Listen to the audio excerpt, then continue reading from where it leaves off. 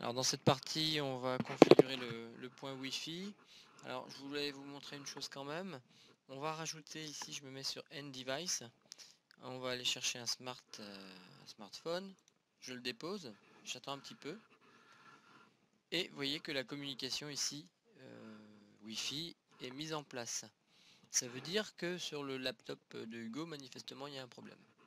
Alors le problème est le suivant, c'est que quand on va voir un petit peu dans la configuration, au niveau des interfaces, on a une Fast Ethernet, donc pour mettre un câble, un réseau, et on a un module Bluetooth. Par contre, on n'a pas de carte Wi-Fi.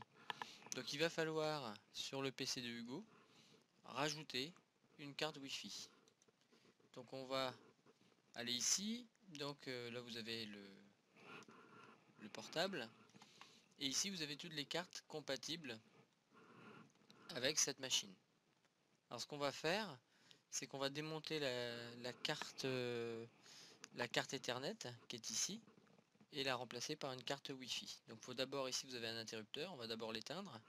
Je vais prendre la carte Ethernet, je vais la déposer pour l'enlever et je vais aller chercher la carte Wi-Fi. Alors de mémoire c'est celle-ci, oui. Donc après vous cliquez simplement et vous avez un descriptif en bas du rôle de chacune des cartes. Donc un W c'est pour le wireless. Donc on va la prendre et on va venir la déposer. On remet en marche le PC. Je vais sur configuration. Vous voyez que je n'ai plus ma carte Fast Ethernet. Par contre j'ai une carte Wi-Fi. Et normalement voilà, ça s'est fait. Cette fois-ci le laptop de Hugo est en communication avec le point d'accès. Maintenant ce que je voudrais faire c'est configurer le point d'accès pour qu'il soit pas accessible comme ça pour n'importe qui. Donc je clique dessus, au même titre que vous pourriez le faire sur une box, on va configurer ce point d'accès. Vous avez deux ports, le port 0 et le port 1. Effectivement, alors, on va supprimer, quoique. Vous avez un premier port qui permet au point d'accès de se connecter au switch. C'est le port 0 ici. C'est-à-dire que si je le coupe, évidemment, vous voyez tout de suite qu'il n'y a plus de communication avec les autres PC du LAN. Je remets en on. Et le port 1, c'est tout simplement le port de communication sans fil, qui peut lui venir connecter plusieurs terminaux. Ici, vous voyez que la partie authentification est désactivée. C'est pour ça que mes deux terminaux, mon téléphone ainsi que le laptop, n'ont pas besoin de s'identifier. J'ai la possibilité de mettre une clé web à l'ancienne. Donc mettons 1, 2, 3, 4. Et là normalement, si on attend, alors je vais faire entrer.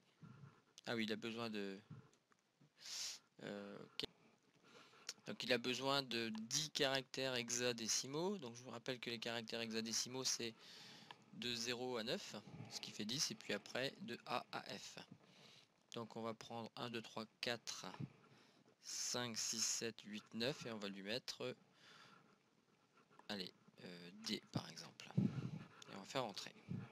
Et vous voyez que dès lors que la clé web est enregistrée dans le point d'accès, mon PC et mon smartphone ne sont plus actifs.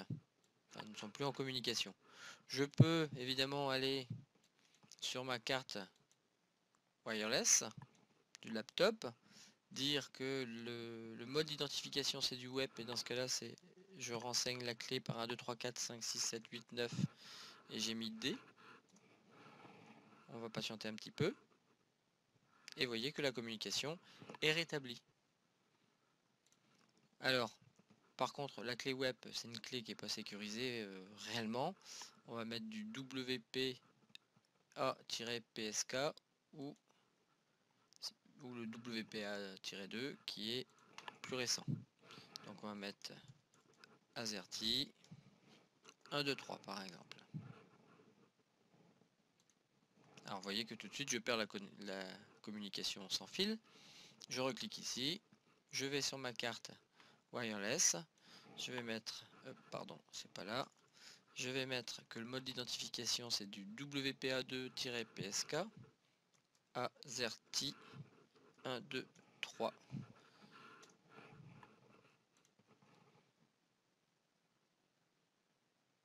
Alors j'ai pas de communication, pourquoi?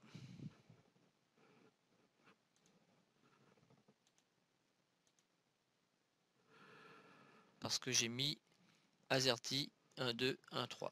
Voilà. Hop, on retourne ici.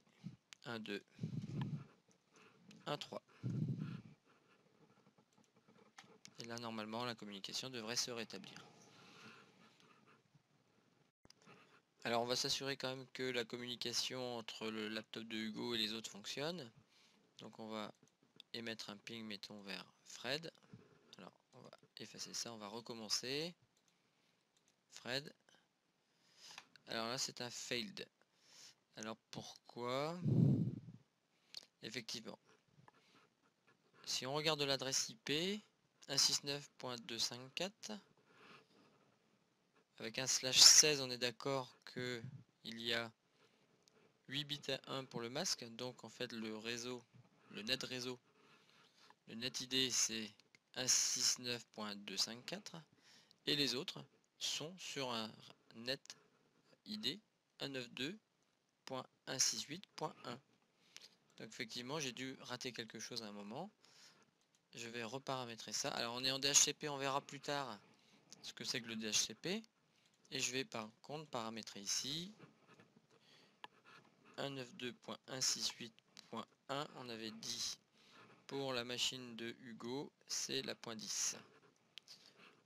Avec un /24, donc ça fait un masque comme celui-ci. Pas de problème. Donc on va recommencer un ping.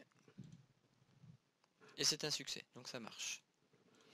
Alors j'ai oublié de vous préciser quelque chose d'important, c'est que si vous changez dans le point d'accès le nom du SSID, c'est le nom qui est diffusé sur le réseau.